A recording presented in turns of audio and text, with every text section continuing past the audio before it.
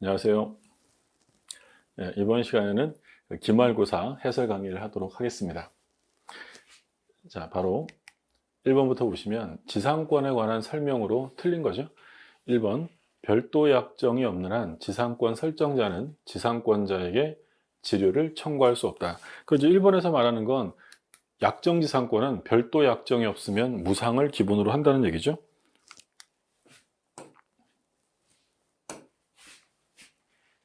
그래서 지상권 설정자는 지상권자에게 지료 청구할 수 없다. 옳은 지문이고요.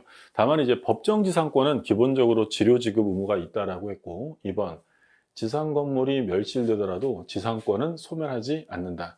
그러니까 이 지상권과 지상물은 부종성이 없죠. 운명을 함께하는 게 아니다. 그러니까 부종성이 없기 때문에 지상물이 멸실돼도 지상권은 소멸하지 않습니다. 그러니까 바꿔서 얘기하면 지상권과 지상물의 분리 양도를 할 수도 있다라고 했고요. 3번 지상권자는 토지 소유자 의사에 반하여 지상권을 타인에게 양도할 수 있다. 그렇죠? 3번은 중요하죠. 지상권은 물권이니까 당연히 자유롭게 양도할 수 있는데 여기서 특히 중요한 점은 지상권의 양도성은 절대적으로 보장이 된다라고 했어요. 지상권은 양도 금지 특약을 하면 특약 자체가 무효가 되는 거죠. 우리가 이제 전세권이랑 비교를 해서 보는데 전세권도 물권이니까 자유롭게 양도할 수는 있어요. 소유자 동의는 필요 없죠. 근데 소유자와 설정자와 양도 금지 특약을 했다면 그 특약은 유효하기 때문에 양도가 허용되지 않죠. 그런데 지상권은 아무리 금지 특약을 했어도 자유롭게 양도할 수 있다라고 했습니다. 4번 구분지상권은 건물 기타 공작물 소유를 위해 설정할 수 있다. 자, 구분지상권이라는 건 지표면을 중심으로 지하나 지상의 일정 공간을 사용하는 게 바로 구분지상권이죠. 그럼 구분지상권에서는 제일 기본이 건물 기타 공작물 소유를 목적으로 할 수 있고 뭐가 들어가면 틀린다고 했냐면 여기에 수목 소유란 말이 써 있으면 틀리니까 그 점은 조심하시고요. 그 다음에 5번 저당권 설정자가 담보가치 하락을 막기 위해 저당권자에게 지상권을 설정해 준 토지를 자 일단 여기서 담보가치 하락을 막기 위해 지상권을 설정했다. 이런 지상권을 뭐라고 불렀냐면 담보지상권이라고 불렀어요. 담보지상권을 설정한 경우에 제3자가 토지를 사용했어요. 그럼 저당권자는 그에게 부당이득 반환 청구할 수 없다라고 해야죠. 정답은 5번이고 이 담보지상권도 최근 들어서 지문 한두 개 정도로 계속 출제가 되니까 좀 유의하시고요. 그러니까 담보지상권 좀 살펴보면 담보지상권이라는 건 이런 거죠. 갑이 나대지의 소유자인데 나대지의 저당권을 설정을 합니다. 그러니까 보통 이제 은행에서 나대지의 저당을 잡을 때는 보통 저당권만 설정하는 게 아니라 여기에 지상권을 함께 설정해요. 근데 이 지상권은 이 은행이 토지를 사용하기 위해 설정하는 게 아니라 저당권의 가치가 떨어지는 걸 방지하기 위해서요. 만약에 얘가 여기다가 건물 막 짓고 이러면 땅값이 떨어질 거 아니에요. 그럼 땅값이 떨어지면 저당권자가 담보 가치를 회수할 수 없는 경우가 생기기 때문에 지상권을 설정해서 그걸 막으려는 거죠. 이런 지상권을 뭐라고 한다고 했냐면 담보지상권이라고 불러요. 근데 이 담보지상권은 요 저당권을 소위 받쳐주기 위해 설정하는 거니까 만약에 채무가 변제되거나 또는 뭐 채권이 시효 소멸되어서 저당권이 소멸됐어요. 그럼 얘만 소멸하겠어요? 담보지상권도 함께 소멸하는 거예요. 당연히 함께 소멸하게 되죠. 요게 담보지상권의 특징이에요. 담보지상권에서 중요한 점은 첫 번째, 채권 변제 등으로 저당권이 소멸하면 담보지상권도 소멸한다. 첫 번째 중요하고요. 두 번째는 사용수익권은 A에게 있는 게 아니라 갑에게 있는 거예요. 여전히. 그러면 갑이나 또는 갑이 임차를 해줘서 토지 임차인이 사용수익했대요. 그러면 이 A라는 사람이 야 내가 지상권자인데 왜 너희들이 그 땅을 써? 물어내 라고 부당이득이나 손해배상을 청구할 수 있느냐 할 수 없다라는 거예요. 둘 다 안 되는 거예요. 왜 안 되겠어요? 원래 사용수익권이 A에게 있는 것이 아니기 때문이에요. 그래서 담보지상권의 핵심 두 가지입니다. 꼭 기억하셔야 되고 근데 갑이라 을이요.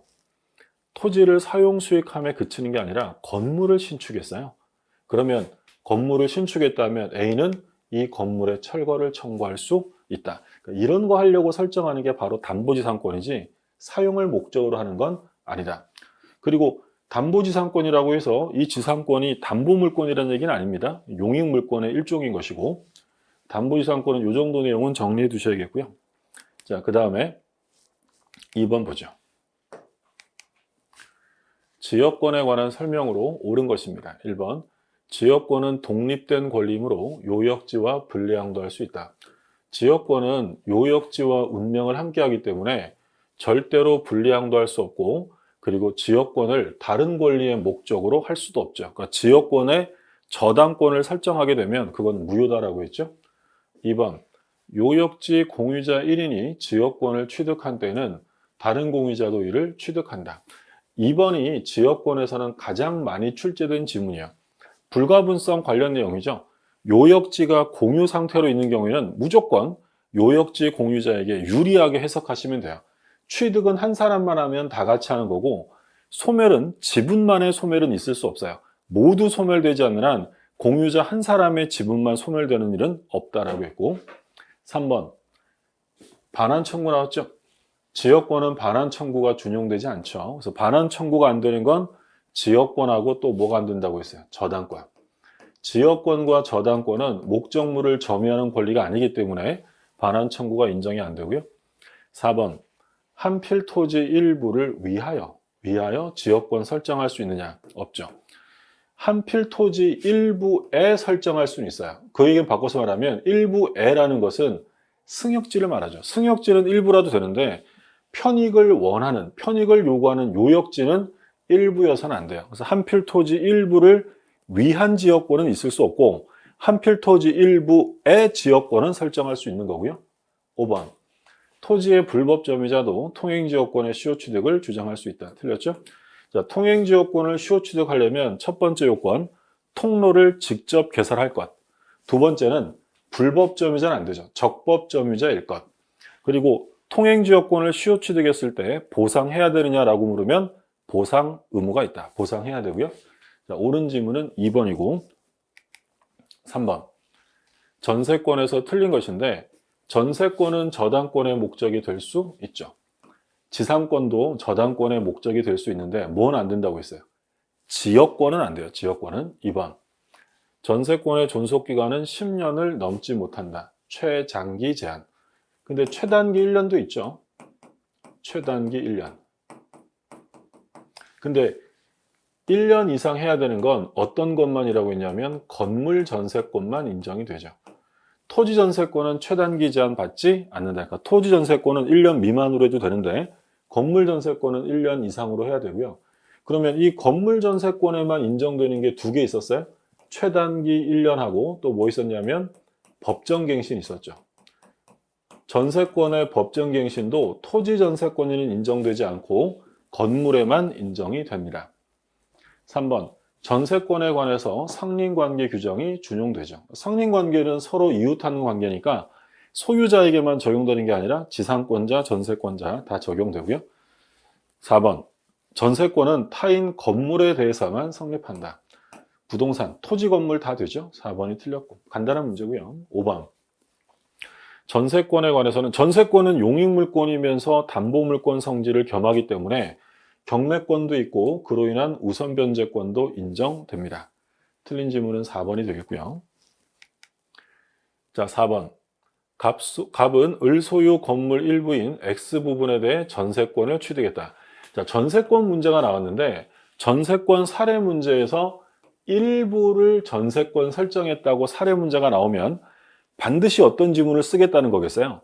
일부 전세권의 효력이에요. 그러니까 일부 전세권은 목적물 전부로부터 우선 변제를 받을 수는 있지만 목적물 전부를 전세권에 의한 경매를 실행할 수는 없다. 그러니까 일부로부터 우선 변제는 돼도 일부를 경매할 수는 없는 거죠. 1번 갑은 금지 약정이 있더라도 전세권을 제3자에게 양도할 수 있다. 아까 비교했던 거네요. 지상권의 경우에는 이 표현이 옳은 지문이지만 전세권은 금지 약정할 수 있고 금지 약정했다면 제3자에게 양도해서는 안 되겠죠. 2번 존속기간이 만료했습니다. 갑은 지상물 매수를 청구할 수 있다. 자, 지상물 매수는 이건 뭘 빌렸을 때 나오는 거야? 토지 빌렸을 때 나오는 거죠. 그러면 지상물 매수가 나올 수 있는 건 지상권, 토지 임차권, 토지 전세권에선 가능해요. 근데 지금 이거 뭐라고 됐죠? 건물의 전세권이니까 이건 나와도 지상물 매수가 아니라 부속물 매수가 나와야죠. 틀렸고. 3번 갑의 전세권의 기간이 만료한 경우 등기하여야 전세권의 용익권적 권능이 소멸한다. 등기 필요 없죠? 용익물권은 기간 만료되면 등기하지 않아도 소멸되는 것이고요.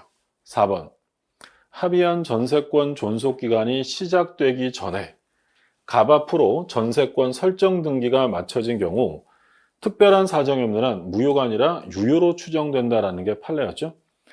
전세권은 담보물권적 성질이 있기 때문에 사용기간이 예를 들어서 올해 5월 1일부터 사용하기로 했는데 전세금 주고 합의하면서 이미 오늘 전세권 설정 등기를 할 수도 있죠. 그 등기를 무효라고 볼 수는 없다라는 판례. 그 다음에 5번 을이 전세금의 반환을 지체한 경우 갑은 X 부분이 아닌 나머지 건물 부분에 대해서 경매 청구할 수 없다. 자, 말씀드린 것처럼 일부 전세권 나오면 반드시 나오는 지문이에요. 일부 전세권은 전부로부터 우선 변제는 돼도 전부를 경매할 수는 없다. 5번이 이제 옳은 지문이 되겠네. 그 다음에 5번. 갑은 자기 소유 X 건물의 수리를 을에게 의뢰하였고 대금 지급 기일이 경과했음에도 대금을 지급함 없이 수리를 완료한 을에게 건물 반환을 요구한다. 자, 그러면 수리비를 안 주고 돌려주세요라고 하면 당연히 수리업자는 돈 안 주면 당신 건물 못 줘라고 유치권을 행사하겠다. 유치권에 관한 문제겠죠. 그럼 1번. 을은 갑이 수리대금을 지급할 때까지 X 건물을 유치할 수 있다. 맞고요. 2번. 을은 X 건물을 경매할 수 있다. 자, 유치권자는 우선 변제권은 없어요. 우선 변제권은 없지만 경매할 수는 있는 거죠. 변제받기 위해 경매권은 있지만 우선 변제를 받을 수는 없다. 그래서 유치권자의 경매는 우선 변제를 위한 경매가 아니라 소위 환가를 위한 경매이다라는 표현을 쓰는 거죠. 그럼 유치권자는 우선 변제권이 없으니 그에 따라 물상대위도 인정될 수 없다라고 했죠. 3번. 을은 X 건물을 선관주임으로 점유해야죠. 남의 거니까 선량한 관리자. 여기에서 자기 재산과 동일한 주임이라고 하면 틀리겠죠? 선관주의무를 가집니다. 남의 거니까 자기 것처럼 다루면 안 되죠. 4번. 을이 보존행위로서 X 건물을 사용한 경우 을은 갑에 대해 불법행위에 기한 손해배상 책임을 지지 않는다. 유치권자의 의무 첫 번째가 선관주의무고요. 두 번째는 채무자의 승낙 없이 사용되어 담보 제공할 수 없습니다. 근데 어떤 사용은 가능하다고 했냐면 보존에 필요한 사용은 할 수 있다. 그럼 보존행위로서 사용한 거니까 이건 불법행위라는 거요? 적법하다는 거야? 적법하죠. 불법행위 손해배상 책임을 지지 않아요. 물론 그렇다고 해서 공짜로 사용할 수 있는 건 아니기 때문에 부당이득 반환은 해야죠. 사용에 대한 부당이득 반환 책임은 지겠지만 그게 불법행위를 구성하는 건 아니죠. 5번. 을의 과실 없이 X 건물이 소실되었다. 그러면 유치권이 없어졌겠네요. 목적물이 소실됐으니까. 그러면 을의 권리는 갑의 화재보험금 청구권 위에 미치는지를 물어요. 이거 뭘 묻는 거예요, 지금? 물상대위가 인정되느냐, 그걸 묻는 거죠.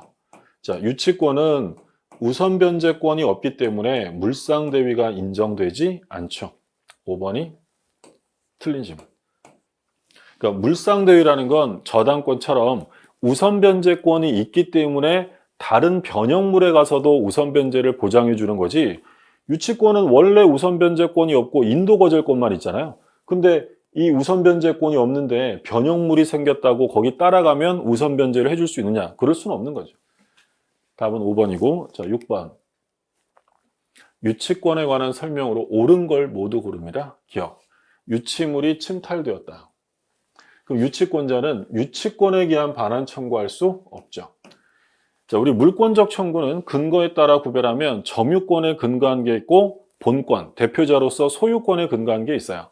그러면 이 본권에 기한, 소유권에 기한 물권적 청구는 다른 제한 물권에 준용을 하는데 유치권에는 준용 조항이 없다 그랬어요. 그래서 유치권자가 만약에 점유를 하다가 뺏겼다면 뭐에 기한 물권적 청구만 되고 점유권에 기한 반환 청구는 인정이 돼도요, 유치권에 기한 반환 청구라는 건 인정될 수 없습니다. 틀렸고, 니은.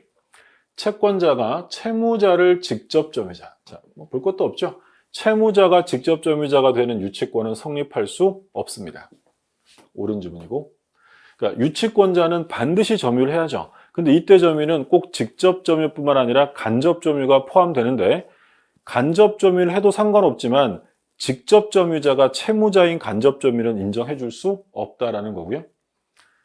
임차인이 점유할 권한이 없대요. 근데 그걸 알면서 건물을 점유하면서 유익비를 지출했다. 그러면 예를 들어 임대차 계약의 해지 종료됐어요. 그러면 얘는 점유할 권한이 없는데 비용을 썼다. 그럼 이건 적법 점유가 아니죠. 그럼 적법 점유가 아니라면 유치권은 성립할 수 없다. 디귿 옳은 지문이고. 그 다음에 리을 어떤 물건을 점유하기 전에 그에 관하여 발생한 채권에 대해서는 후에 채권자가 점유를 취득하더라도 성립하잖아. 틀렸죠? 우리가 결련성이라는 건 채권과 목적물의 결련성이지 점유하고의 결련성을 요구하는 게 아니기 때문에 채권이 먼저 생기든 나중에 채권이 생기든 그건 상관없어요. 그러니까 먼저 채권이 생기고 나중에 점유를 취득해도 되고 점유하고 있던 도중에 채권이 발생해도 상관없습니다. 유치권은 뭐 성립요건 가지고 자주 출제가 되니까 한번 잠깐 정리를 하고 할게요. 자, 유치권은 성립요건. 일단 목적물이 있어야죠. 그리고 중요한 건 채권과 목적물 사이에 결련성이 있어야 돼요. 여기서 시험에 집중적으로 많이 출제가 되고 그리고 유치권이 성립하려면 결련성만 있다고 성립하는 게 아니라 변제기가 도래해야 된다라고 했죠. 변제기가 도래하지 않으면 유치권은 성립할 수가 없고요. 그리고 적법 점유자야 돼요. 불법 점유자는 인정이 안 되고요. 그리고 마지막으로 유치권은 강행 규정이 아니기 때문에 배제 특약이 없어야만 성립할 수 있어요. 그러면 목적물이라는 건 기본적으로 동산, 부동산, 유가증권 다 되죠. 하나 조심하실 점. 유치권은 부동산 유치권이라 하더라도 등기 같은 거 없어요. 유치권은 등기되지 않는 권리고 그러면 목적물은 반드시 타인 소유여야 합니다. 자기 물건에 대한 제한 물건은 있을 수 없잖아요. 반드시 타인 거야 되고 그러면 타인 소유면 되는 거지 꼭 그게 채무자 소유일 필요는 없어요. 채무자 소유가 아니라 제3자 것이라 하더라도 타인 물건이면 인정이 되고요. 자, 이게 중요한 결련성인데 여기서 말하는 결련성은요. 채권과 목적물 사이의 결련성을 요구하는 거지 채권과 점유하고의 결련성은 요구되지 않아요. 물론 시험은 여기서도 훨씬 많이 나오는데 그러면 결련성이 인정되어 유치권이 성립되는 거 이건 뭐 반드시 기억하셔야 되는 부분이죠. 인정되는 건 대표적으로 뭐겠어요? 아까 5번 문제 수리비. 수리비라는 건 목적물에 들어간 돈이니까 유치권이 인정될 것이고요. 또 공사대금. 수급인이 공사하면서 들어간 공사대금도 목적물에 투여된 돈이고 세 번째 비용, 임차인이 유익비나 필요비 썼다. 그럼 비용도 목적물에 투여된 거니까 역시 유치권이 인정됩니다. 또 목적물로부터 발생한 손해배상 채권. 조심하실 점은 손해배상 채권이 어디서 나왔다고요? 목적물 자체로부터 나왔기 때문에 인정이 돼요. 대표적으로 우리 말팔레 맞죠? 말팔레. 요거 말이에요, 말. 어떤 사건이에요? 옆집에 있던 두 필의 말이 우리 밭에 들어와서 막 작물을 밟고 다 뜯어 먹었어요. 그럼 저는 말 주인에게 손해배상을 받아야 되겠죠. 그럼 이때 손해배상을 받기 위해서 그 말을 잡고 손해배상 안 해주면 말 인도 못 하겠어 라고 유치권 주장할 수 있다는 거예요. 왜냐하면 그때는 손해배상이 어디서 나온 거니까 말, 목적물 자체로부터 나왔기 때문에 유치권이 인정됩니다. 그러면 인정 안 되는 거 계속 시험에 나오는데 각종 시험에서 유치권이 인정 안 되는 권리로 가장 많이 출제된 건 보증금과 권리금이에요. 보증금과 권리금 나오면 유치권 무조건 안 되고 최근 들어서는 최근 판례로 이게 자주 나오죠. 매매대금이에요. 매매대금. 매매대금도 목적물에서 나온 게 아니라 매매 계약으로부터 나온 거래요. 그러니까 결련성을 인정해 줄 수 없다라는 게 판례 입장이고 그러면 매매대금을 형태만 바꿔서 무슨 외상대금이다, 물품대금이다, 매수자금이다라고 살짝 바꿔서 낼 수 있어요. 똑같은 말이에요. 매매계약을 했는데 돈이 없어서 외상을 했대. 외상대금도 결국 매매대금이니까 이런 거 유치권 인정해주지 않고요. 앞에 세 개가 매우 중요하죠. 그 다음에 지상물 매수, 부속물 매수. 지상물 매수나 부속물 매수를 첨가하면 결국 지상물이나 부속물의 매매계약이 성립하는 거죠. 결론은 매매대금입니다. 안 되고, 그리고 손해배상 채권인데 얘랑 다르죠. 얘는 목적물에서 나온 거니까 목적물을 잡고 유치권을 행사할 수 있지만 이건 목적물이 아니라 의무 위반에서 나왔기 때문에 목적물하고는 상관성이 없다는 거야.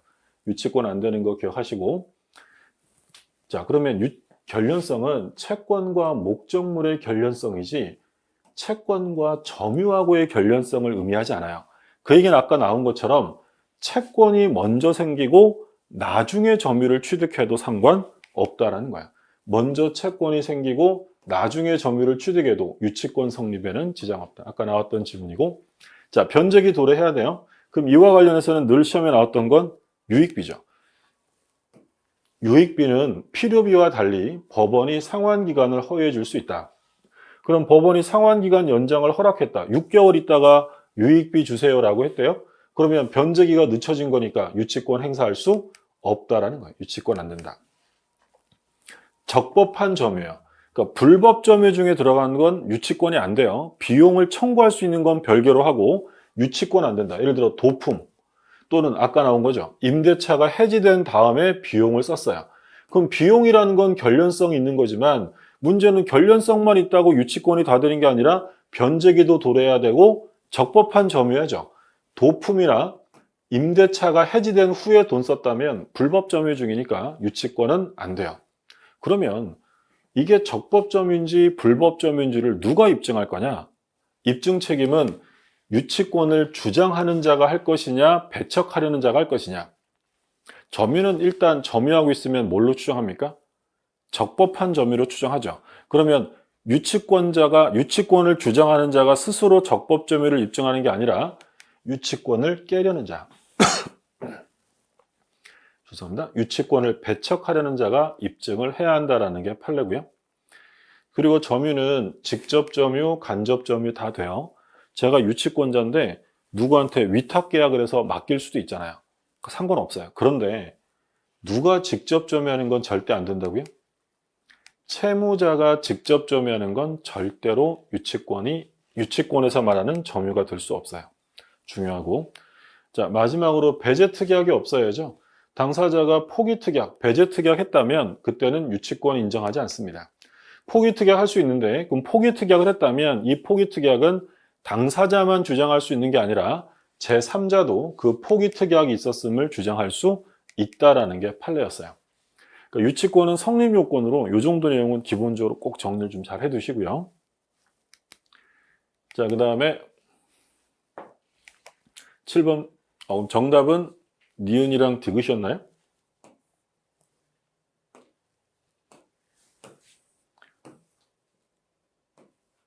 네, 니은과 디귿이니까 정답은 3번이 되겠네요.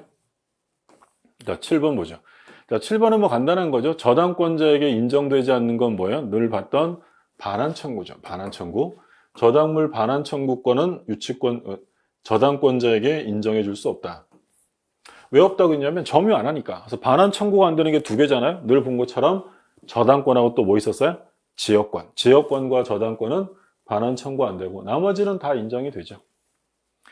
자, 저당권에서 틀린 것입니다. 1번. 토지에 설정된 저당권은 건물에는 효력이 미치지 않는다. 당연한 얘기죠. 토지와 건물은 하나가 아니라 별개죠. 건물은 절대로 토지에 부합하는 일이 없습니다. 2번. 지연이자. 자, 지연이자는 무제한이 아니라 변제기 도래하고 1년분까지만 담보가 되겠죠. 맞고요. 그래서 우리가 담보되는 건 원본, 이자, 위약금, 지연이자, 다른 말로 지연배상, 그리고 실행비용 5가지가 딱 담보가 되는데 보통 이자는 무제한 담보가 되겠지만 지연이자는 무제한이 아니라 1년분까지만 담보됩니다. 3번 저당권 효력은 저당권 설정 전에 부합된 물건과 종물에만 미친다. 틀렸죠? 설정 전후 불문합니다. 부합물 종물은 설정 전후를 불문하고 다 미치는 거고요. 저당권을 피담보 채권과 분리양도할 수 없다. 절대로 안 되죠. 저당권을 분리양도한다. 있을 수 없고 채권과 운명을 함께하는 것이고요. 5번. 저당물의 소유권을 취득한 제3자. 얘를 줄이면 뭐라고 불러요? 제3자? 제3취득자라고 부르죠. 그러니까 제3취득자는 저당권이 설정된 후에 소유권이나 지상권, 전세권을 취득한 제3자를 불렀는데 얘네들을 보호하기 위한 규정이 있었어요? 3개 있었죠. 첫 번째, 경매인이 될 수 있다. 계속 사용하려면 가서 경락받으면 되죠. 옳은 질문, 매수인이 될 수 있고, 두 번째는 저당권 실행을 막기 위해 대위 변제할 수 있어요. 그럼 이때 대위 변제할 때는 전부 변제하는 게 아니라 일반 보통 저당권이면 담보된 채권, 피담보 채권이에요. 지연배상 1년분만 갚으면 되고 근저당이면 최고액까지만 갚으면 되는 거죠. 세 번째 보호 규정은 경매가 실행됐으면 권리를 잃어버리는 건 어쩔 수 없지만 그 제3취득자로서 투여한 비용이 있다면 그 비용은 아주 빠르게 우선 상환해 주겠다라고 했죠. 3가지가 있었어요. 그러면 틀린 거 찾는 거니까 설정 전후를 불문하는 거니까 얘가 틀렸네요. 답은 3번. 자, 그럼 이제 9번 볼게요. 다음 중 일괄경매에서 옳은 걸 고르래요. 기억.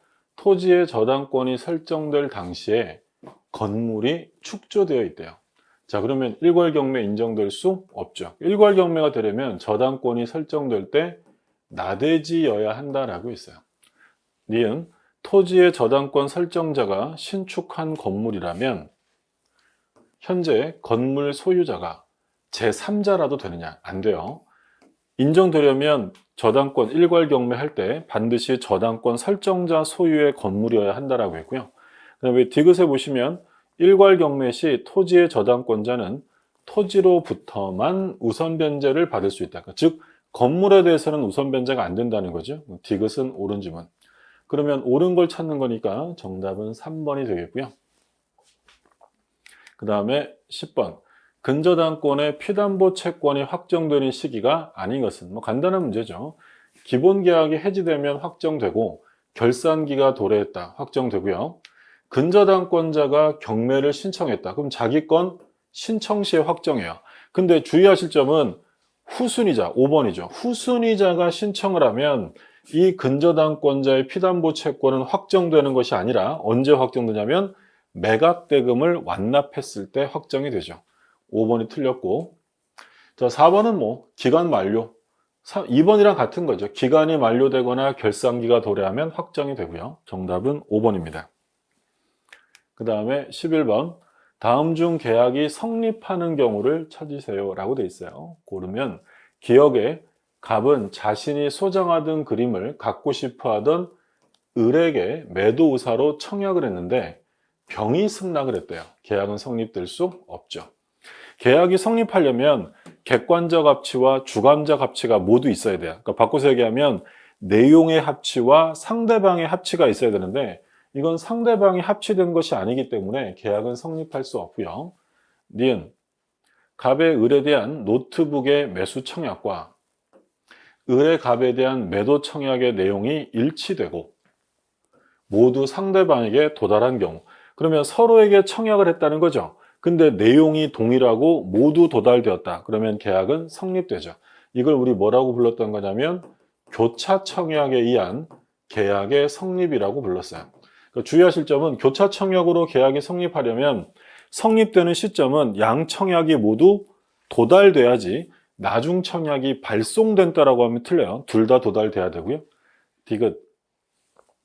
갑이 자기 소유 주택을 을에게 매도 의사로 청약을 했는데 을이 승낙한 후에 사망을 했어요. 근데 의사표시가 도달이 됐대요. 그러면 상관없죠. 계약은 정상적으로 성립합니다. 표의자가 의사표시를 발송하고 사망하거나 제한 능력자가 되어도 의사표시에 영향을 미치는 게 아니죠. 그러면 계약이 성립하는 건 일단 니은하고 디귿 성립했고요. 그 다음 리을. 갑이 을에게 10만 원의 시계를 매수하라는 청약을 했는데 그 청약을 수령한 을이 10,000원을 깎아주면 매수하겠다는 의사표시했대요. 그럼 얘는 뭐 한 거야? 변경을 가한 승낙을 한 거죠. 그럼 변경을 가한 승낙은 새로운 청약이니까 갑에게 도달됐다고 성립하는 게 아니라 갑이 다시 승낙을 해야만 성립이 됩니다. 그럼 성립하는 건 니은과 디귿이 답이 되겠고요. 니은과 디귿이니까 답이 2번이겠네요. 2번. 니은과 디귿.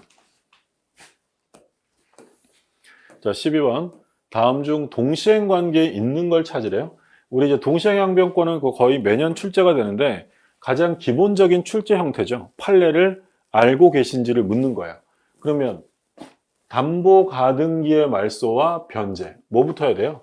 변제가 선행돼야죠. 저당권이든 양도담보든 가등기담보든 변제와 담보권 말소는 동시행이 아니라 변제부터 해야 됩니다. 그 다음에 니은, 자, 협력 의무 나왔죠. 허가구역에서 허가 신청 절차에 협력할 의무와 대금 지급은 동시행 관계가 아니고 협력 의무를 먼저 이행해서 허가를 받은 다음이라야 대금 지급 의무가 생기는 거죠. 자, 디귿. 해제로 인한 원상회복이에요. 원상회복. 그러면 동시에 원상회복 해야죠. 무효 취소 시의 부당이득 반환도 마찬가지예요. 계약이 원인행위가 실효되어서 서로 받은 걸 돌려줄 때는 동시에 이행하는 게 공평하고요. 자, 전세권 끝나면 전세금 돌려줄 때 인도와 말소에 필요한 등기 서류 동시행이죠. 그럼 동시행 관계 있는 거니까 답은 디귿과 리을 이렇게 되겠네요. 디귿과 리을. 정답은 5번.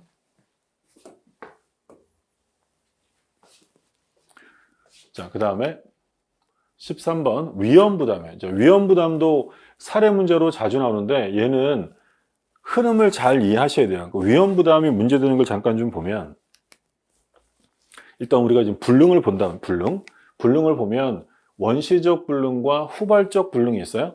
그러면 무효가 되는 건 뭐가 무효라고 했냐면 원시적 불능은 무효고요. 후발적 불능은 유효해요. 물론 여기서 무효가 되는 원시적 불능은 물론 엄밀히 말하면 원시적, 객관적, 전부 불능을 말합니다. 그러면 원시적 불능은 무효가 되면서 발생되는 문제는 계약 체결상의 과실 책임의 문제예요.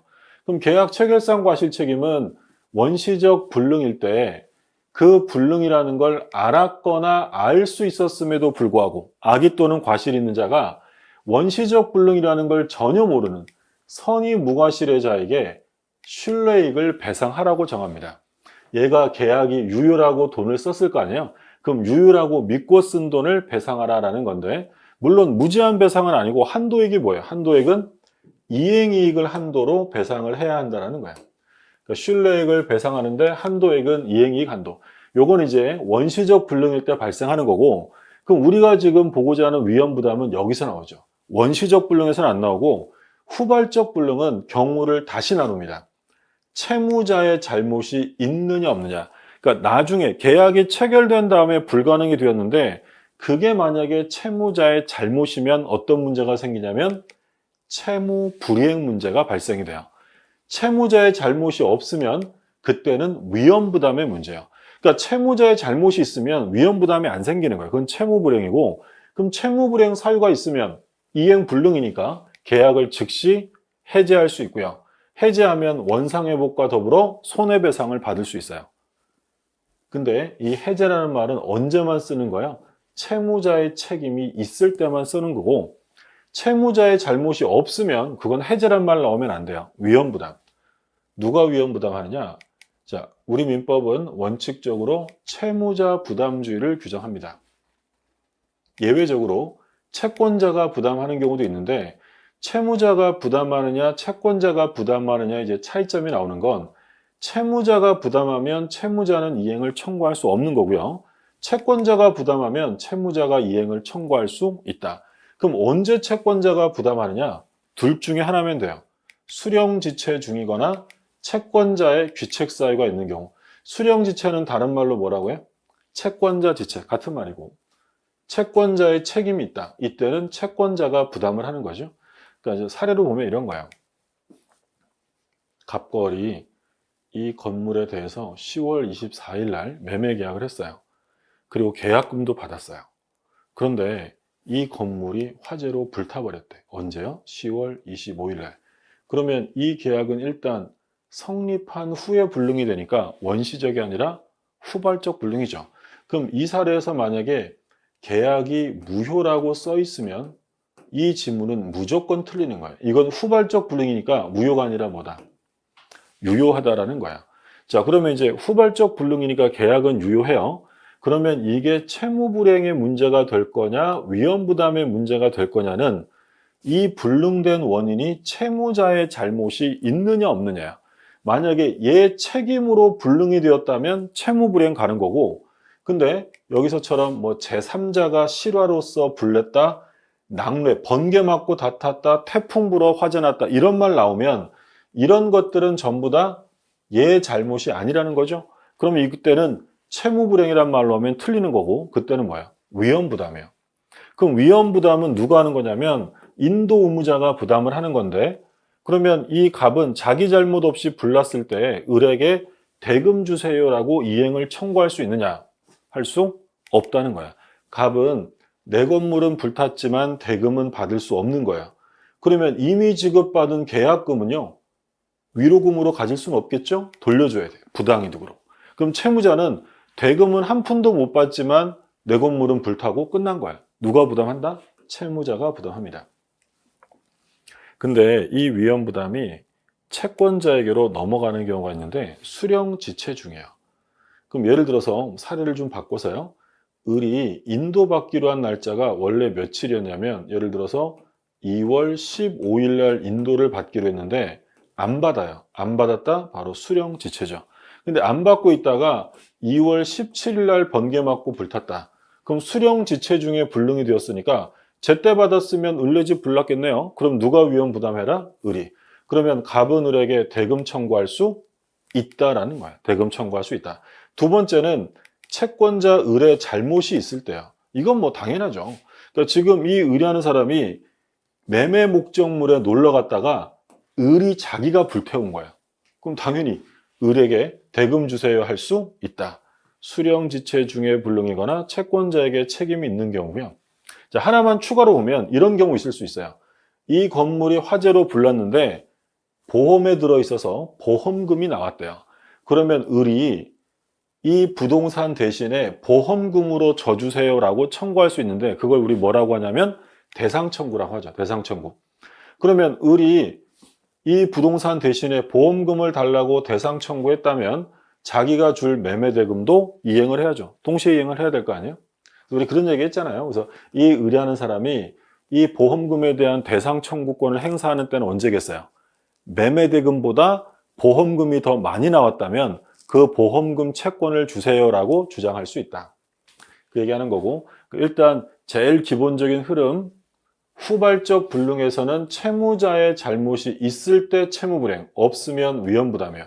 잘못이 없는데 여기다가 대고 해제한다 이런 말 쓰면 안 되는 거고 잘못이 있는데 위험부담이란 말 쓰면 안 되는 거예요. 그러면 이 위험부담은 일단 언제 나오는 거냐? 오로지 후발적 불능에서 나와요. 원시적 불능에서는 나올 수 없다.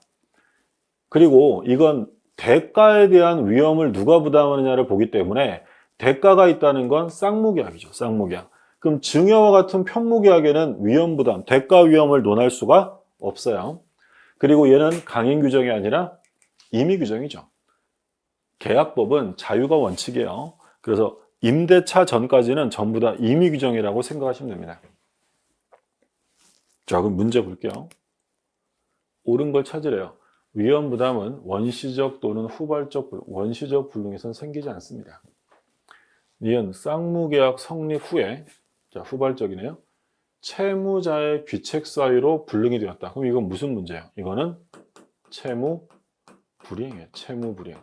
채무 불이행으로서 이행 불능이 되고요. 위험 부담의 문제는 발생하지 않습니다. 옳은 질문. 위험 부담은 채무자의 잘못이 없을 때만 생기는 거고요. 3번 위험 부담에 관해 민법이 취하는 건 채권자주의가 아니라 채무자 위험 부담이고요. 위험 부담은 강행 규정이 아니라 임의 규정이고 자, 수령 지체 중에 불가항력으로 불능이 됐대요. 그럼 수령 지체 중에 불능이 되었다. 그러면 채무자가 위험을 부담하느냐? 누가 부담한다 그랬어요? 수령 지체나 채권자의 책임이 있으면 그때는 위험 부담은 채권자에게로 돌아갑니다. 원칙은 채무자가 부담하는 거지만 자, 그 얘기고요. 그 다음에 14번. 자, 금전 소비대차 계약에 의해 병에게 2억을 지급해야 하는 갑은 자기 소유 토지를 2억 원에 매수한 을과 합의하여 을이 그 매매대금을 병에게 지급하기로 했다. 자, 뭐에 관한 문제? 제3자를 위한 계약이죠. 이 제3자를 위한 계약은 뭐 매년 한 문제는 출제가 되죠. 그리고 거의 대부분 사례 문제로 출제가 돼요. 형태는 이런 거죠. 갑이 을한테 자기 부동산을 팔기로 매매 계약을 했어요. 근데 대금은 자기가 받는 게 아니라 병이 자기 친구인데 얘한테 예전에 빌린 돈이 있어서요. 대금을 얘한테 직접 주기로 계약을 했어요. 그게 제3자, 병을 위한 계약입니다. 그러면 이 제3자를 위한 계약의 당사자는 누구냐면 갑과 을, 요약자와 낙약자가 계약의 당사자지 얘는 계약의 당사자가 아니죠. 당사자가 아니니까 이 계약이 성립할 당시에 현존하거나 특정될 필요가 없고요. 따라서 아직 권리 능력이 없는 퇴하나 설립 등기가 되지 않은 설립 중인 법인도 제3자가 될 수 있어요. 우리 뭐 퇴하를 위한 보험계약 이런 거 할 수 있잖아요. 마찬가지. 자, 그러면 낙약자가 수익자에게 대금을 줘요. 근데 아무 이유 없이 대금을 주는 게 아니라 누가 보상을 해주기 때문에 주는 거예요. 그렇죠? 얘가 건물로 보상해 주니까 돈 주는 거죠. 그러면 이 갑거래 관계를 뭐라고 부르냐면 보상관계라고 불러요. 이 계약의 기본 계약이죠. 얘가 건물을 주니까 돈 주는 거지 그냥 돈 줄 이유는 없단 말이에요. 자, 그러면 갑과 병의 내부 관계가 존재할 거야. 이건 제3자를 위한 계약하고는 상관없이 옛날에 얘네 둘 사이에 무슨 돈 빌리는 계약을 했다든지 증여 계약을 했다든지 내부 관계가 있는데 그걸 대가 관계라고 불러요. 자, 그러면 제일 중요한 거예요. 제일 중요한 게 이 계약에 제3자를 위한 계약에 직접 영향을 미치는 건 보상 관계겠어요? 대가 관계요? 당연히 보상 관계죠. 이건 옛날에 한 계약이지 제3자를 위한 계약이 아니고요. 얘가 얘한테 돈을 주는 이유는 보상관계가 있기 때문에 주는 거야. 그럼 만약에 보상관계가 하자가 생겼대. 계약이 무효 취소 해제가 된 거야? 그러면 보상관계, 이 매매 계약이 무효 취소가 되면 얘가 건물을 안 준다는 거네요? 그럼 건물을 안 주는데 낙약자가 수익자에게 돈 줄까요, 안 줄까요? 당연히 줄 이유가 없죠. 건물을 안 주는데 돈을 줄 필요는 없다. 둘은 동시행 관계일 거 아니에요? 따라서 보상관계 하자가 있다면 을은 병에게 돈 못 줘라고 대항할 수 있느냐라고 물으면 대항할 수 있다라는 거예요. 건물을 받아야 돈 줄 테니까. 자, 그리고 또 비교되어서 계속 같이 출제되는 건 이번에는 옛날에 이루어졌던 갑과 병의 대가 관계가 하자인 거야. 내부 관계가 하자다. 그러면 내부 관계가 무효가 되면 을은 병에게 대금 지급 거절할 수 있다 없다? 당연히 없죠. 대항할 수 없어요. 대항하려면 보상관계의 문제여야 되지 내부관계 문제 가지고는 안 되죠. 그러니까 을의 입장에서는 매매계약, 보상관계만 멀쩡하면 건물을 받을 수 있잖아요. 그럼 건물을 받으면 뭘 줘야 돼? 대금 줘야지.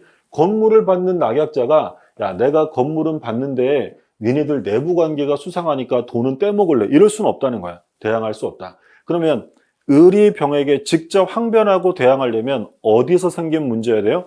요약자와 낙약자 사이에 문제한다. 그 얘기고. 제일 기본적인 거니까 꼭 정리를 해 두셔야 되고, 그럼 이제 수익자의 권리는 언제 발생이 되냐면 수익의 의사표시를 해야 돼요. 그럼 수익의 의사표시가 가지는 법적 의미는 계약의 성립 요건이다 이러면 틀려요. 쟤는 당사자 아닙니다. 계약은 갑거을이 성립시키는 거고 이건 성립의 문제가 아니라 수익자의 권리의 발생 요건이에요. 권리의 발생 요건. 그래서 얘가 수익의 의사를 표시하면 권리가 확정되는데 누구한테 수익의 의사 표시를 하겠어요? 당연히 낙약자에게 하는 거죠. 을에게 수익의 의사를 표시합니다. 그러면 수익의 의사 표시라면 이제 수익자의 권리가 확정됐기 때문에 당사자는 합의로서 수익자의 권리를 변경 소멸시킬 수 없어요. 이미 확정됐으니까. 그러니까 예를 들어서 얘가 대금이 1억이었대요. 1억 주세요라고 수익의 의사를 표시했더니 갑과 을이 만나서 이 매매 계약을 합의 해지하면 돼야 안 돼요? 안 되죠. 합의 해지할 수 없어요. 설령 합의 해지했다 하더라도 얘는 1억 원을 받을 수 있다라는 거예요. 물론 예외는 있어요. 미리 유보해 두었거나 당사자가 계약을 하면서 이러이러한 경우에는 수익자의 권리를 변경시킬 수 있습니다라고 미리 유보했으면 가능하고 또 수익자, 제3자가 동의했다면 역시 가능합니다. 근데 얘가 수익의 의사를 표시해야 되는데 안 해요. 그럼 낙약자가 너 수익할 거니 말 거니 라고 이익 향수 여부를 최고하겠죠.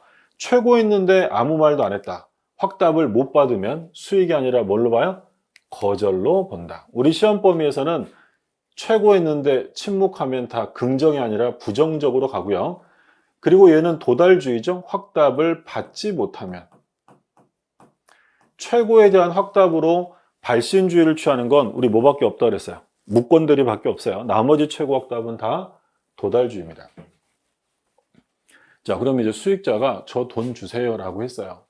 근데 얘가 건물을 줌에도 불구하고 대금을 끝까지 안 줘요. 그러면 수익자가 내 돈을 안 줘? 니들 계약은 해제다. 이게 돼야 안 돼요? 안 되죠. 왜 안 되냐면 해제나 취소는 아무나 하는 게 아니라 계약의 당사자가 하는 거예요. 수익자는 당사자가 아니기 때문에 해제나 취소 같은 거 할 수 없어요. 해제나 취소를 못하니까 그 효과인 원상회복을 하라고 주장할 수도 없습니다. 다만 이로 인해서 얘가 손해가 있으면 뭐는 청구할 수 있다고 했냐면 손해배상 청구는 가능해요. 그러니까 얘가 끝까지 돈을 안 주면 해제할 사람은 수익자가 아니라 누구겠어요? 당연히 당사자죠. 요약자는 해제할 수 있어요. 이때 요약자가 해제할 때 수익자 동의가 필요하냐를 묻는데 수익자의 동의는 상관없죠. 수익자가 동의 안 한다고 해서 얘가 대금을 안 주는데 끝까지 계약을 유지할 이유는 없고요. 그럼 이번에 반대로 을이 병에게 이미 대금을 줬는데 이번에는 갑이 을에게 끝까지 등기를 안 주면 이번엔 누가 해지하겠어요? 을이. 낙약자가 계약을 해지합니다. 자, 여기에 매우 중요한 판례가 나오는데 그러면 낙약자가 계약을 해지했을 때 을이 병에게 이미 지급한 대금이 있다면 그 대금 돌려달라고 병에게 할 수 있느냐? 할 수 없다. 매우 중요한 판례. 당사자는 누구예요? 을과 갑이죠. 당사자에게 반환 청구하라는 게 판례 입장이고요. 수익자에게 돈 줬다고 수익자에게 반환 청구할 수는 없다라는 게 판례입니다. 그래서 병에게 반환 청구할 수 없다는 점은 여러 번 출제가 됐었고요. 자, 그 다음에 우리가 비통착사 공부했어요. 비통착사랑 해제를 봤는데 얘네들의 공통점은 제3자 보호 규정이 있어요. 그러면 이 수익자, 제3자 병은 이 보호되는 제3자에 포함되느냐? 얘는 해당되지 않는다라고 했죠. 얘는 새로운 이해관계를 맺은 사람이 아니고요. 이 계약을 통해 직접 권리를 취득하는 사람이에요. 따라서 이 수익자가 보호받는 제3자가 될 수는 없다. 새로운 이해관계를 따로 맺었다는 특별한 언급이 없는 한 제3자는 될 수 없어요. 그러면 갑거래 매매 계약이 사기를 이유로 취소되었다. 또는 차고 취소가 됐을 때 수익자가 그걸 모르고 있다면 보호받는다, 못 받는다? 보호 못 받아요. 보호되는 제3자가 아니니까. 그럼 사기 취소의 경우에 을은 선의의 병에게도 대항할 수 있다라는 거예요. 결론은 얘 입장에서는 이 계약이 무효 취소 해제되어서 부동산을 못 받으면 대항할 수 있다. 대금 줄 필요 없다라는 거예요. 좀 길긴 했지만 중요한 거니까 한번 복습 차원으로 한번 확인하시고요. 그 다음에 문제 볼게요. 옳은 거 찾습니다. 1번 병이 수익의 의사표시를 하였다면 을이 갑과 병 사이 계약이 무효. 자, 중요한 거 나옵니다. 계약이 무효인데 어느 계약이냐가 핵심이에요. 누구와 누구? 갑과 병. 갑과 병이면 요약자와 수익자의 내부 관계죠. 이 수익자와 요약자의 내부 관계는 이 계약에 영향을 미칠 수 없기 때문에 이게 무효라 하더라도 병이 돈 달라고 하면 을은 거절할 수 있다 없다? 없어요. 병의 지급 요구를 거절할 수 없다. 을은 갑에게 건물 받으면 돈 줘야지 갑과 병의 계약이 무효라고 거절할 수는 없다. 정답은 바로 1번이네. 2번 갑이 을에게 등기를 해주지 않았어요. 병이 수익의 의사표시를 한 후에는 을은 병에 대하여 2억 원의 지급을 거절할 수 없다. 자, 지금 갑이 을에게 등기를 안 준대요. 그럼 등기 주는 거랑 대금 지급은 무슨 관계예요? 동시행 관계죠. 근데 등기를 안 주는데 얘가 먼저 대금 지급을 해야 되느냐? 그런 경우에는 대금 지급을 거절할 수 있다. 동시행 관계니까 등기 주면 대금 줄게 라고 할 수 있는 거고, 자, 을이 병에게 대금을 지급하지 않았대요. 그럼 병은 갑과의 계약을 해지할 수 있느냐? 병은 당사자 아니니까 해제나 원상회복 주장할 수 없고요. 다만 뭐는 된다고요? 손해배상은 가능합니다. 4번 을은 병에게 상당 기간을 정해서 이익 향수 여부를 최고할 수 있고 기간 내 확답을 받지 못하면, 자, 도달주의죠. 도달주의.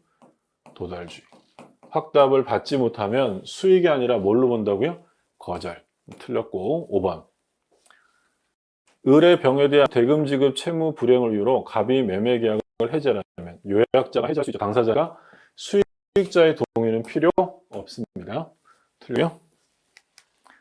자, 15번 합의 해제. 자, 합의 해제는 다른 말로 하면 해제 계약이에요. 계약. 당사자가 청약과 승낙으로서 합의 해제하는 거죠. 그러면 합의 해제는 우리가 중요하다고 한 게 민법의 해제에 관한 규정이 중요한 게 아니라 합의 내용이 중요해요. 그러면 민법의 해제에 관한 규정은 적용되지 않는다라고 했죠. 그럼 적용되지 않으면 대표적인 거 손해배상 문제 없다. 손해배상 없고 또 뭐 없어요? 이자가산 없습니다. 민법의 해제에 관한 규정이 적용되지 않기 때문이고요. 자, 매매계약을 합의 해제했어요. 매도인은 매수인에게 말소를 청구할 때 이미 소유권은 당연 복귀가 됐으니까 이건 소유권에 대한 물권적 청구권이니까 소멸시효에 걸리지 않는다고 했고요. 5번, 계약을 합의 해제했다면 매수인으로부터 권리를 취득한 제3자는 보호되지 않는다. 틀렸죠. 5번 중요하죠. 다 중요한데 매매계약이 합의 해제되면 소유권은 당연 복귀가 됩니다. 그러면 제3자가 피해 볼 수 있잖아요. 등기가 아직 매수인에게 남아있으니까 제3자는 보호합니다. 자, 그래서 결론은 합의 해제는 민법의 해제에 관한 규정은 적용하지 않지만 이자가산 이런 거 적용 안 하지만 제3자 보호 규정은 적용해야 한다는 게 판례죠. 답은 5번이 되겠고요. 자, 16번.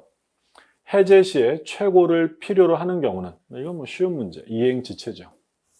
이행이 늦어지고 있으면 바로 해제하면 안 되고 상당 기간 정해서 최고해야 되고요. 이행 불능, 불가능한 건 최고할 필요 없고 불완전 이행인데 완전 이행, 추후 보완이 불가능하대요. 그럼 불능이랑 마찬가지니까 최고할 필요 없고 이행지체인데 뭐예요? 정기행위예요. 정기행위는 그때가 아니면 목적이 달성될 수 없기 때문에 최고 없이 해제할 수 있다. 조심하실 점은 최고 없이 해제할 수 있다는 거지 저절로 당연히 해제가 되는 건 아니에요. 해제의 의사는 표시해야 되고 채무자가 종국적으로 거절의 의사를 표시하는 경우 다 최고 필요 없죠.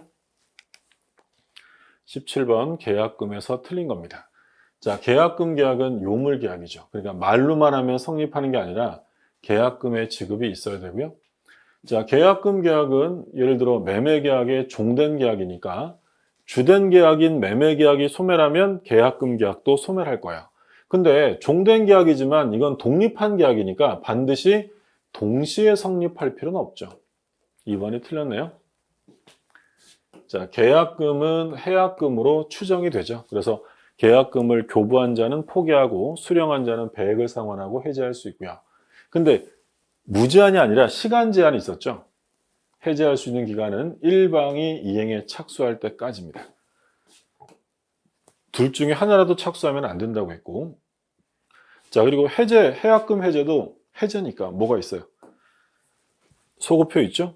근데 소급표는 있지만 이건 채무불이행이 아니라 약정 해제이기 때문에 손해배상의 문제나 또 이행에 착수한 게 없으니 원상회복의 문제는 발생하지 않죠. 중요한 거니까 기억해 두시고.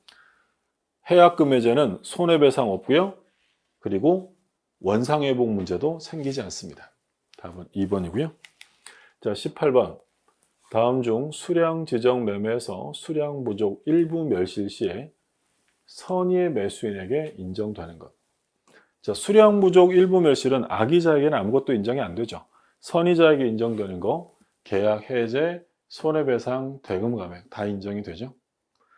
완전물 급부 청구는 일단 권리의 하자가 아니라 얘는 물건의 하자, 목적물의 하자에서 발생하는 거죠. 불특정물일 때 다른 걸로 바꿔주세요라는 물건의 하자에서 발생하고요. 답은 3개네요. 기억, 니은, 디귿. 답은 4번 되겠고요. 자, 19번. 임대인이 목적물을 반환받은 경우 임차인이 지출한 유익비 상환 청구는 언제부터 얼마 내에 해야 되느냐. 자, 일단 반환받은 날로부터죠. 반환받은 날로부터. 1번, 2번, 4번 중에 하나인데 그리고 기간이 얼마야? 6개월이죠. 6개월. 정답은 2번. 그러니까 우리가 626조에 임차인이 행사할 수 있는 비용, 필요비는 언제 청구하냐면 즉시. 필요비는 즉시, 유익비는 종료시. 그럼 필요비 즉시 유익비 종료 시부터 청구할 수 있고 언제까지 한다고요? 반환받은 날로부터 6개월. 근데 종료한 날로부터가 아니라 임대인이 반환받은 날로부터 6개월 내에 행사하면 되고요. 그리고 비용에 관한 규정은 강행 규정이 아니라 임의 규정이에요. 그러니까 임의 규정이라는 얘기는 당사자가 만약에 별도로 원상복구 특약을 했다면 비용 포기 특약으로 인정이 된다. 그럼 배제 특약 할 수 있다고 했고, 그리고 아까 우리 본 것처럼 비용은 목적물에 들어간 거니까 비용 가지고 뭘 행사할 수 있냐면 유치권 행사 가능하다. 5가지는 쭉 기억하셔야 돼요. 필요비 즉시, 유익비 종료 시, 행사기간 6개월, 임의 규정, 유치권 가능. 자, 마지막 문제입니다. 20번. 토지 임차인의 지상물 매수에서 옳은 거야. 자, 토지 임대차의 지상물 매수도 판례가 굉장히 많고 시험에도 자주 출제가 되죠. 자, 마지막으로 정리해보면, 자, 갑이 토지 소유자고요. 을이 토지를 임차해서 건물을 지었대요. 근데 임대차 기간이 만료됐는데 지상물이 아직도 멀쩡해요. 그러면 을이 갑에게 투하자본 회수를 위해서 시간 좀 달라. 갱신 요구를 합니다. 자, 계약 갱신을 청구했다. 이건 청구권이기 때문에 토지 소유자가 얼마든지 거절할 수 있잖아요. 그럼 거절당하면 이제 을은 갑에게 뭘 청구해요? 지상물 매수 청구, 건물 매수를 청구합니다. 근데 이 건물 매수 청구권은요, 청구권이 아니라 형성권이에요. 그럼 을이 갑에게 지상물 매수를 청구하면 갑의 승낙이 필요해요? 필요 없다는 거야? 필요 없어요. 승낙 같은 거 필요 없고 곧바로 매매 계약이 성립이 되는 거죠. 그러니까 을이 갑한테 기간 연장 안 해줄 거면 아저씨가 사세요라고 했더니 갑이 뭐라고 하냐면, 이 건물은 나한테 가치가 없어. 이거 미등기 무허가라서 안 사줄래. 이런 이유를 들어서 거절할 수는 없어요. 사람은 사는 거예요. 형성권이기 때문에. 그럼 어쩔 수 없죠. 이제 매수가 청구됐으면 갑은 을에게 건물의 시가를 제공해주고 을은 갑에게 목적물 인도와 필요한 서류 줘야죠. 둘은 무슨 관계다? 동시행 관계다. 매매 계약이 성립한 거니까. 근데 여기서 말하는 시가는 청구권 행사 당시의 시가를 말하는 거고요. 만약에 을이 예전에 들어갔던 비용, 예를 들어서 이 건물을 짓기 위해 존재했던 조그마한 건물을 철거하는 데 들어간 비용까지도 받을 수 있느냐? 그런 건 안 들어가요. 철거 비용은 포함되지 않고요. 청구 당시의 목적물의 시가만 제공해주면 됩니다. 자, 근데 바로 매수를 청구할 수는 없다 그랬어요. 뭐부터 하라고요? 갱신 청구부터 해야 돼요. 갱신 청구했는데 갑이 갱신해 주겠다면 더 쓰면 되잖아요. 자, 그런데 예외적으로요. 갱신 청구 없이 곧바로 지상물 매수를 청구할 수 있는 경우가 있어요. 어떤 경우냐면 기간 약정이 없는 경우예요. 기간 정함이 없는 임대차는 당사자가 언제든지 해지 통과할 수 있어요. 근데 기간을 안 정했는데 임대인이 먼저 끝냅시다라고 해지 통과합니다.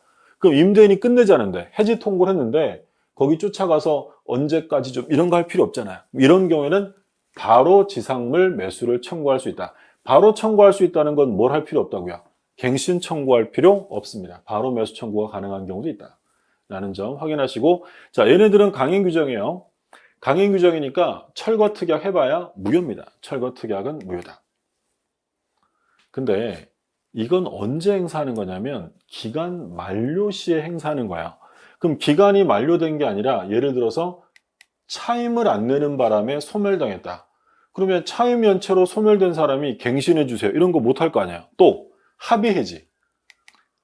계약이 기간 만료로 끝난 게 아니라 갑과 을이 합의로 해지했어요. 그럼 이건 기간 만료 소멸이 아니기 때문에 합의로 해지한 사람이 갱신해 주세요. 이런 거 못 한다고요. 이런 경우에는 인정이 안 돼요. 오로지 언제만 한다고요? 기간 만료로 소멸한 경우에만 행사할 수 있어요. 자, 그러면 을이 갑에게 지상물 매수를 청구하려면 지상물이 임대인의 동의를 얻은 것이어야 되느냐? 필요 없어요. 임대인의 동의를 얻어야 되는 건 지상물 매수가 아니라 부속물 매수죠. 동의 필요 없고요. 그리고 만약에 이 건물에 근저당이 설정돼 있대. 근저당 설정돼 있는 건물이면 매수 청구 못 할까요? 그래도 할 수 있을까요? 당연히 할 수 있죠. 근저당 걸렸다고 못 파는 거 아니니까. 그리고요, 이 지상물 매수를 청구하려면 이 토지 임차인이 지상물의 소유자여야 합니다.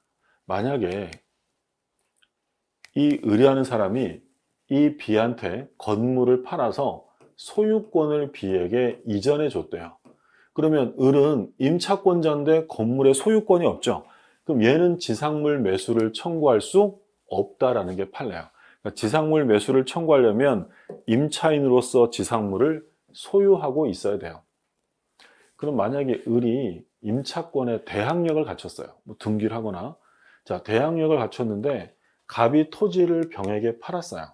그러면 대항력 있는 임차인은 새로운 토지 소유자에게 매수 청구할 수 있느냐? 할 수 있죠. 뭐가 있으니까.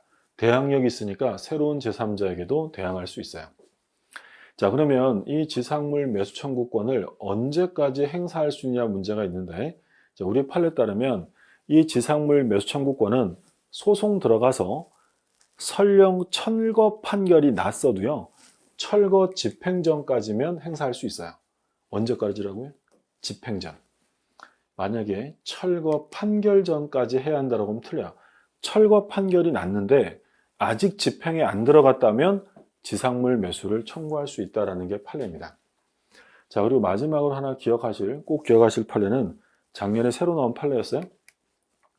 매수 청구의 상대방이에요. 그러니까 예전에는 매수 청구의 상대방은 종료 당시에 임대인이라고 불렀었어요. 근데 이제 명확하게 우리 판례가 뭐라고 하냐면 소멸 당시에 소유자인 임대인이요. 임대인이라고 무조건 다 되는 게 아니라 걔가 소유자여야 한다는 점을 꼭 기억하시고, 그러니까 이제 어떤 사건이 있었냐면 갑이 임대인인데 나중에 봤더니 실제 소유자는 국가예요. 국가. 요 갑이요, 국가와 위탁 계약을 체결해서 얘가 관리하기로 하고 갑이 을에게 토지를 임대해 준 거예요. 그러면 임대인은 갑인데 소유자는 국가라고요. 그러면 을은 요 임대인 갑에게 지상물 매수를 청구할 수 있느냐라고 하면 할 수 없다라는 게 이 판례고요. 그래서 소멸 당시에 소유자인 임대인이 한다는 점 꼭 기억해 두시고, 자, 그러면 이제 마무리하면 옳은 거예요. 1번. 기간 약정 없는 임대차가 해지 통고로 소멸되다. 아까 나온 거네요. 그럼 바로 뭐 할 수 있다? 매수 청구할 수 있다. 뭘 안 해도 됩니까? 갱신 청구 안 해도 된다. 2번. 자, 근저당이 설정돼 있어요. 저당권 설정돼 있어도 얼마든지 매수 청구할 수 있죠? 인정되지 않는다. 틀렸고. 그럼 옳은 거니까 답은 바로 1번이었네요. 3번. 매수 청구권의 대상이 되는 지상물은 임대인 동의를 얻어 신축한 것에 한한다. 틀렸죠? 지상물 매수는 동의 필요 없어요. 부속물 매수에서 나오는 거고. 4번. 임대차 종료 전 지상물 일체를 포기하기로 하는 임대인과 임차인 약정은 무효죠. 강행규정 위반이야. 강행규정 위반. 그 다음에 5번. 건물 소유를 목적으로 한 토지 임차권이 등기가 되었다. 그러면 대항력이 생겼다는 거네요. 임차인은 토지 양수인에게 매수 청구권 행사할 수 있죠. 대항력이 있으면 새로운 소유자에게 매수 청구할 수 있다. 그러면 옳은 지문은 1번이죠. 답은 1번. 자, 이렇게 해서 기말고사까지 봤고요. 아무래도 요번 1, 2월 과정은 그 중간 기말고사가 1회 처음이었어요. 처음이어서 좀 이론 내용까지 좀 보다 보니까 좀 길어졌습니다. 다음 회차부터는 좀 짧게 진행이 될 거고, 일단 항상 처음에는 마음이 앞선다고 해서 무조건 문제 위주로 보시거나 지문 위주로 보지 마시고 이론 강의를 각자 수강하시는 선생님들께 이론 강의를 많이 들으세요. 이론 강의를 반복해서 들어서 내공이 쌓이면 나중에 훨씬 수월하게 득점이 올라갈 수 있으니까 처음부터 너무 요령 있게 공부하셔서는 안 됩니다. 나중에 점수가 잘 안 올라요. 다소 힘드시더라도 지금은 이론을 좀 다져둘 때니까 꼭 참고 이론 강의를 반복적으로 들으셔서 내공을 다지시기 바랍니다. 자, 여기까지 정리했고요. 고생 많으셨습니다. 감사합니다.